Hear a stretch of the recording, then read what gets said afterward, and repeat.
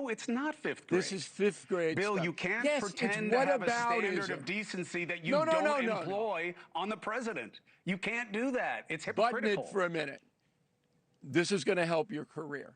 We're not talking about Trump and Trump's insults. Go ahead. We're talking about a senator from Georgia and his insults. Yeah. You deflect into whataboutism. Yes. That's fifth grade. No, it's not. If you're going to be upset about what he said, then you need to employ that standard against the president of the United States, because that is nothing compared to what the president says for sport, and you say nothing. You say, that's Trump being Trump. Well, this is Ossoff being Ossoff. That's not true. Love him or hate him.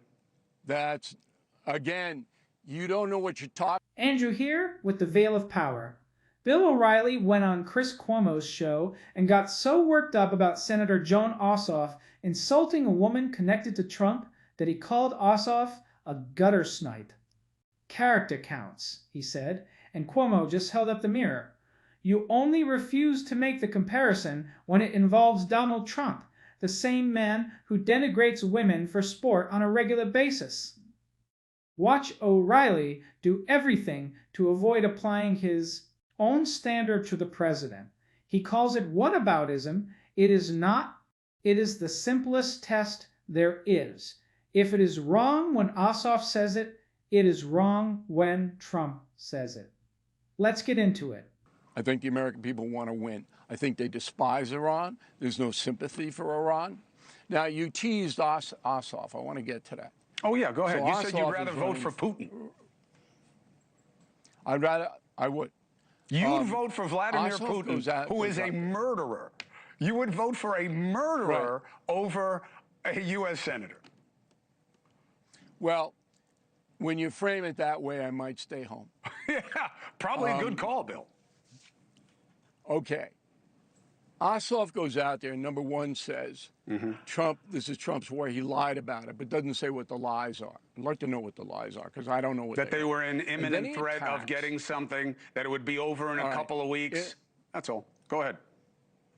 Okay. Maybe that's a miscalculation. It's not a lie. A lie is when you wake up in the morning saying, I'm going to deceive everybody for my own gain. Okay. That's what a lie is. And then Ossoff attacks Natalie Harp. Now, I know Natalie Harp, and there is nobody that I know who works harder for this country. She's always on call, okay? She is a decent human being, and I can attest to that. Why would you do that? Why would you impugn this woman's character in a cheap gutter snipe way?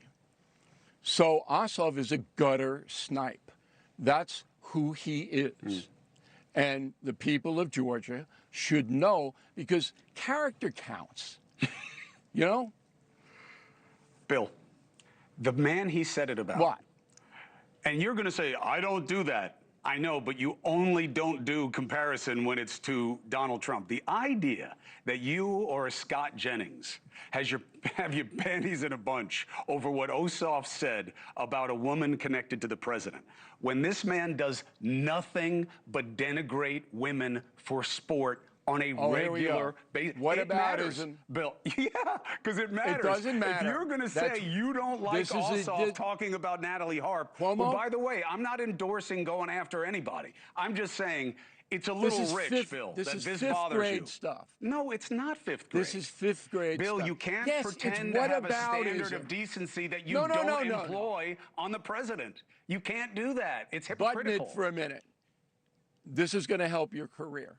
We're not talking about Trump and Trump's insults. Go ahead. We're talking about a senator from Georgia and his insults. Yeah. You deflect into whataboutism. Yes. That's fifth grade. No, it's not. If you're going to be upset about what he said, then you need to employ that standard against the president of the United States, because that is nothing compared to what the president says for sport, and you say nothing. You say, that's Trump being Trump. Well, this is Ossoff being Ossoff. That's not true. Love him or hate him.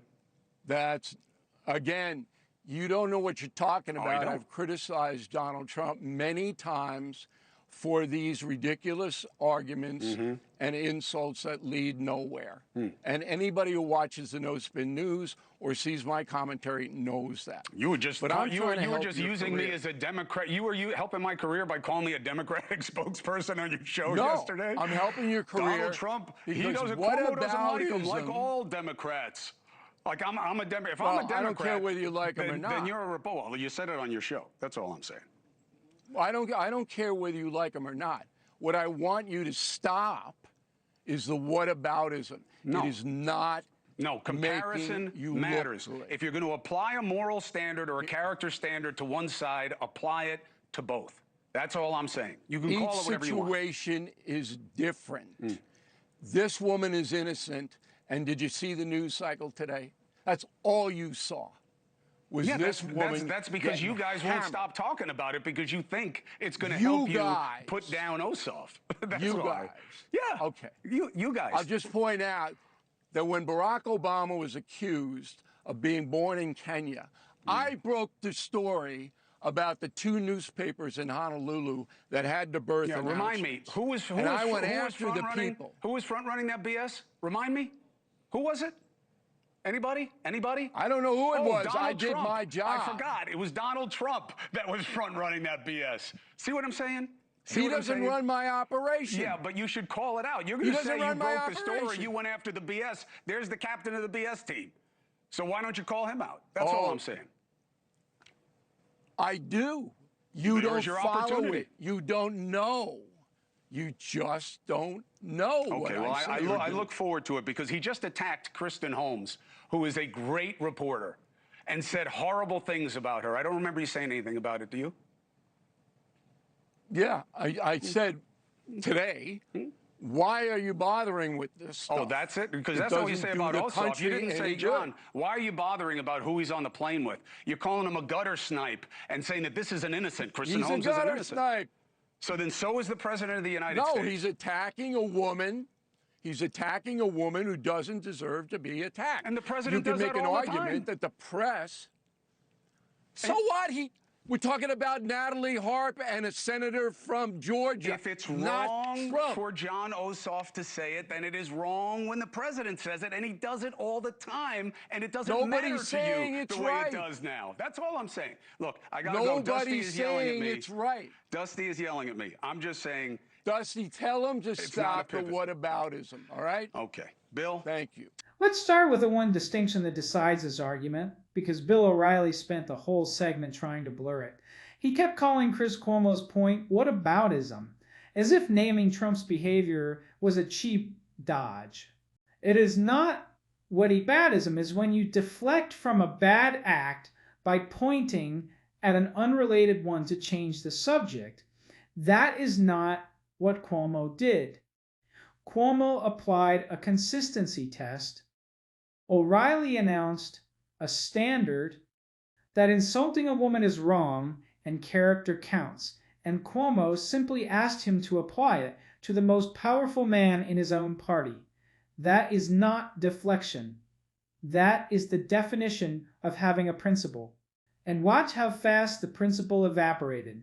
O'Reilly was furious that Ossoff insulted Natalie Harp, a woman connected to Trump. Character counts, he said. Then Cuomo pointed out that Trump denigrates women for sport, constantly on the record, and suddenly O'Reilly did not want to talk about that. We're talking about a senator from Georgia. He said, not Trump, but you cannot invoke character as a universal standard one. Second, and declare it off limits the next, purely because the person failing it is on your side. A standard that only applies to your opponents is not a standard. It is a weapon. Here is the tell that gave the game away. When Cuomo pressed him on whether he calls out Trump the same way, O'Reilly said just today he asked Trump why he was bothering with this stuff. Sit with the difference in language. For Ossoff, it was gutter snipe, impugning an innocent woman's character. For Trump attacking a female reporter, it was, why are you bothering with this? One is moral condemnation. The other is mild scheduling advice. Same behavior, 2 different registers. and the only variable is which team the speaker is on. Then came the birther moment, almost too perfect. O'Reilly proudly announced that when Obama was accused of being born in Kenya, he broke the story, debunking it. Good. And Cuomo asked the obvious follow-up. Who is the loudest promoter of that birther lie? O'Reilly said he did not know. He claimed not to remember. It was Donald Trump who built his entire political launch on that lie. So O'Reilly will proudly debunk the smear, but cannot bring himself to name the man who ran it, because naming him would mean applying the standard to Trump. He would rather play dumb than be consistent. And here is why the consistency test works so well and unsettles people like O'Reilly. It requires nothing but their own words. Cuomo did not have to prove Trump is bad. He just took O'Reilly's own stated value and held it up to the man O'Reilly protects. The argument is airtight because it is built entirely from the other person's premises. All you do is ask them to mean what they said. But here is why it rarely lands with someone like O'Reilly. The test only works on people who care about being consistent. For a lot of these figures, the outrage was never about principle, it was about the target. O'Reilly is not angry that a woman got insulted.